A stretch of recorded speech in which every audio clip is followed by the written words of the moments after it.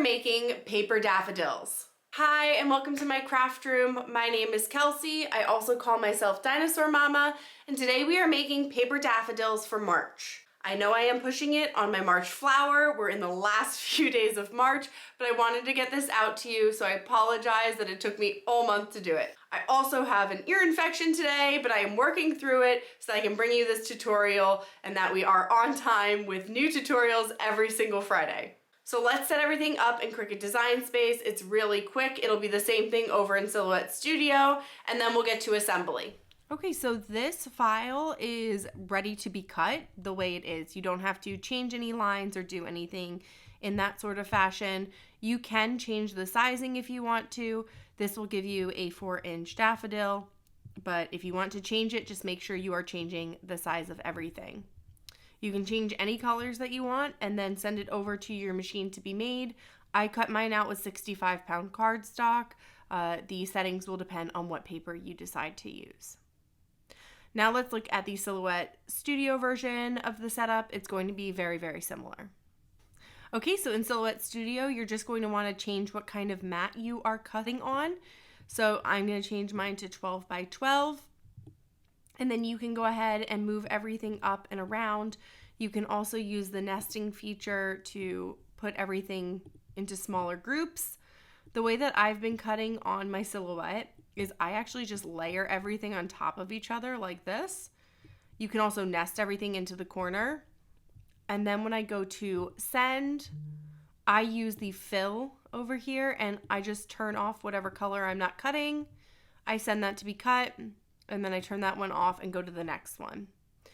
I like to use the textured cardstock setting. Again, you'll have to test your own settings. I usually up my blade depth by 1 and I up my force by 3. However, this will depend again on your paper, your blade, etc. But that is how I set up in Silhouette Studio. All right, let's get started on assembly. This file, you're going to start with the white petals of the flower, and I am just using my fingers to kind of shape these. I'm not folding them, I'm just giving them a slight curve. You can do both sets of petals together. I just did them individually. So you don't need any special tools. I'm literally just folding it, not folding it, but bending it, I guess you could say, around my finger. Now I'm grabbing my hot glue gun and I'm going to attach these together, and they just lay on top of each other so that you have 6 petals being shown. And that is literally just the back of the flower. It goes together quite quickly there. Now for the horn or the cone of the flower, you're going to grab the yellow piece that kind of looks like a U, and we're going to curve that together. It has a decent amount of overlap, so don't be scared there. And I'm just going in with my hot glue and I'm forming that cone. And so the circle at the bottom really should touch the edges of the cone. Think about when you're doing a rolled flower. If it doesn't touch it perfectly, don't worry about it, just as long as you can kind of fold it down a little bit. And of course, when you glue it to the back, it will settle down anyway, so you don't have to worry too much about that. But I put the flap down, and now I'm going to glue down that circle at the bottom with a little bit of hot glue. And then I'm going to start on my centerpiece. So like I said, these are pretty quick flowers to go together. And honestly, when I saw the daffodil was the March flower, I was a little concerned that I wouldn't be able to figure out how to create the SVG file, but I'm glad that I did. And now I'm going through with my tweezers, and you can use your fingers for this. You don't have to have tweezers. You can also use a quilling tool, and I'm just rolling up that little centerpiece. Again, grabbing my hot glue. You could use craft glue if you want to, and I am just rolling that up.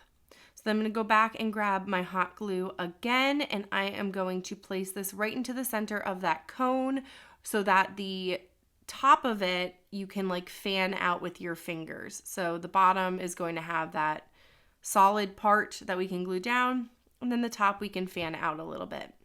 And there it is, our center. And now I am going to just glue down my center to the center of my petal backing, and this should stand straight up, nothing crazy here.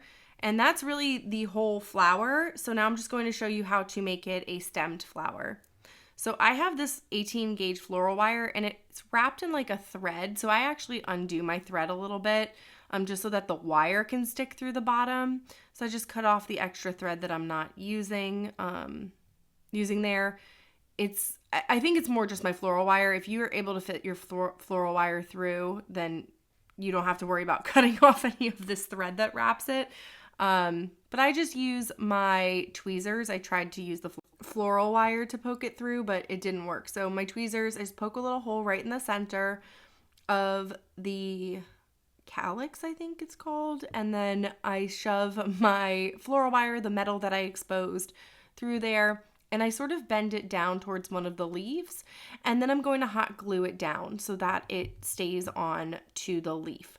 And this kind of secures my floral wire onto my paper. That way we can use it for like a bouquet. And again, this is optional. You can just skip this if you're using it for, say, like a wreath or something like that.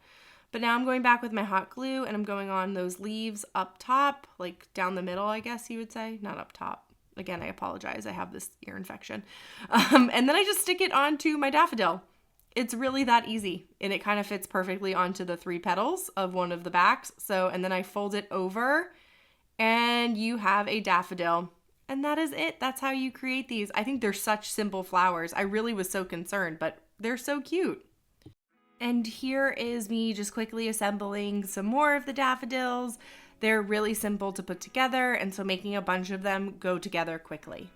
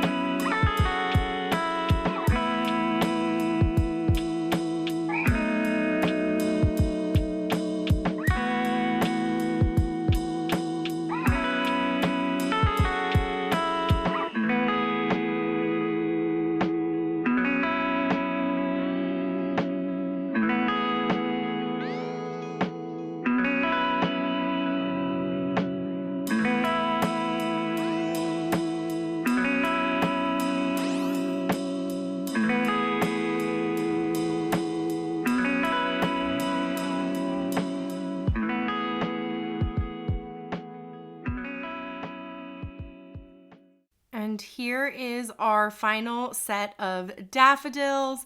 I hope you enjoyed this tutorial and got some great flower techniques out of it. Thank you so much for joining me as we made our paper daffodils for March. If you enjoyed this tutorial and you learned something new, don't forget to give it a thumbs up. It helps me so much. Subscribe to my channel for new craft projects and tutorials every single week, and share this with one of your crafty friends who loves making paper flowers. I will see you soon in my craft room, and stay crafty.